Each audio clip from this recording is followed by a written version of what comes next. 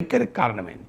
అల్టిమేట్గా అరిథమెటిక్ కూడా పవన్ కళ్యాణ్కు ఓట్లు సొంతగా సీట్లు గెలిపించే స్థాయిలో లేకపోవచ్చు, కానీ తెలుగుదేశంతో కలిసినప్పుడు విన్నింగ్ లీడ్ ఇవ్వటానికి ఉపయోగపడేంత ఓటింగ్ అయితే క్లియర్గా ఉంది.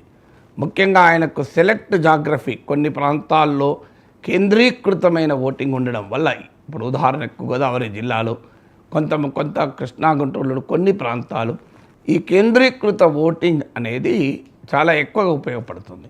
సో అందువల్ల పవన్ కళ్యాణ్ విడిగా పోటీ చేస్తే టీడీపీ నిలబడేది కాకపోవచ్చు, లేదా జనసేన నిలబడేది కాకపోవచ్చు. రేపు ఏమయ్యేదో తెలుగుదేశంలో ఒక వాదన ఏంటంటే జగన్ పట్ల ఆ వ్యతిరేకత ఉంది కనుక టీడీపీ జనసేన బీజేపీ కలవకపోయినా టీడీపీ విడిగా పోటీ చేసినా గెలిచే వాళ్ళం, మా చంద్రబాబు నాయుడుకి విశ్వాసం లేక అందరినీ కలుపుకున్నాడు అనేటువంటి అభిప్రాయాన్ని తెలుగుదేశం వర్గాలు వ్యక్తం చేస్తూ ఉంటాయి.